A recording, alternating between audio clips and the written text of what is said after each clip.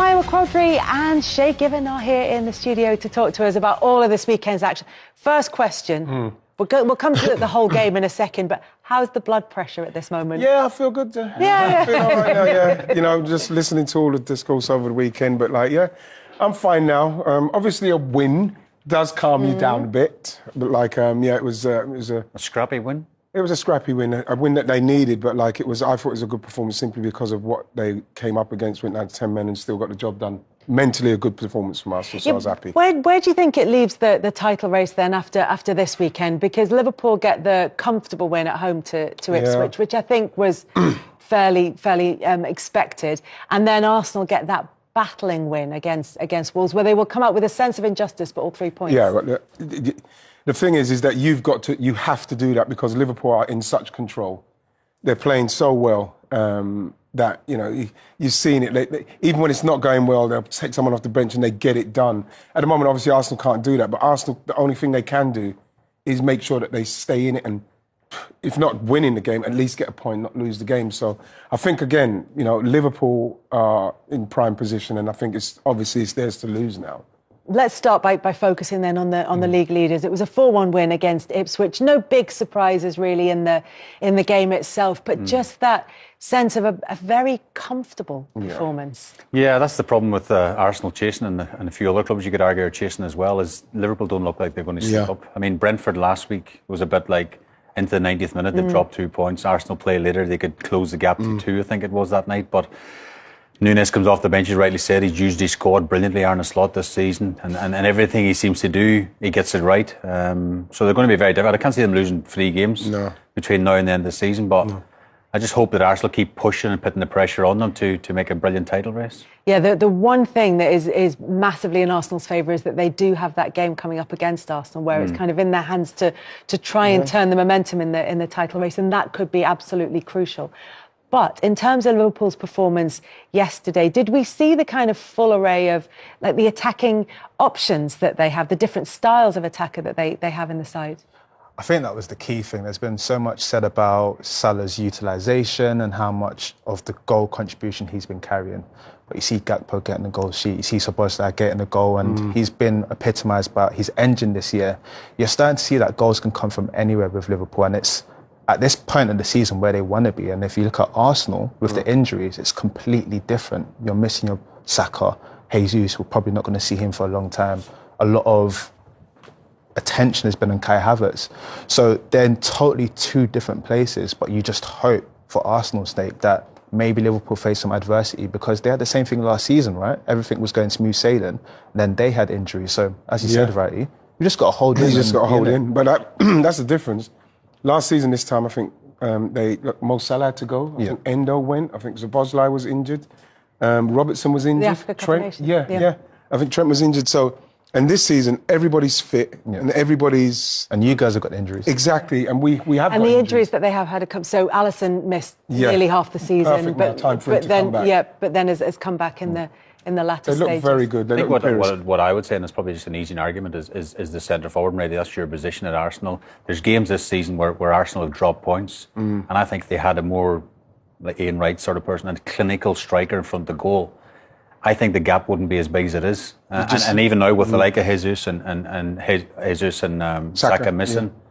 It seems like even Arteta's sort of hinting that we might try and get someone. I think that'd be a big help if they did. Yeah, but we needed somebody even when everybody was fit. Yeah. You know, the thing I was just with Liverpool, what they've really addressed from last season is the conceding of that early goal, and then the game's a little bit too open because they've got to go and try and get. There's so much more in control now that you don't feel like they have to go and chase that goal or chase that game because they've conceded so many early goals. They're in so much more control. The midfield's fantastic. And then, you know, like we said up front, everybody, the goals are everywhere. Gakpo's very impressive. You know, Mo Salah will, like you mentioned, I saw him in an interview talking about, you know, I may not play great in all the game, but I will have a moment. Yeah, well, this Beautiful is the thing. He's being, the phrase I keep hearing around Mohamed Salah at the moment is a moments player. And it's almost slightly disparaging, and yet surely that's what you need in a team. If everybody else is functioning for the full 90 minutes, you can have a moment's play. Absolutely, and the thing is, I think what Mo was trying to say in that interview is like, listen, I know I don't play well for the whole 90 minutes, but like there's moments where I know I can recognise that I can do something in this time, and that is all you want as a forward, especially. You know, somebody, because people constantly talking about Haaland's lack of touches, or when it was Lukaku, or Mo Salah's nowhere near this game. Then Mo Salah scores the winner, and everyone says, "Oh, Mo's amazing," because the good players, the top players, recognise, okay, it's not going well for me, but I'm going to stay in the moment for when the moment comes, and that's what Mo's doing this season. I just find it interesting in the course of where he is in terms of the contract negotiations, which obviously we're coming towards the end of January, and that's going to be a significant milestone in that. But when they're looking at him. And it happened with the very best. It happened with Messi, where he became more and more a moments player and less a 90 minutes player as his career went on.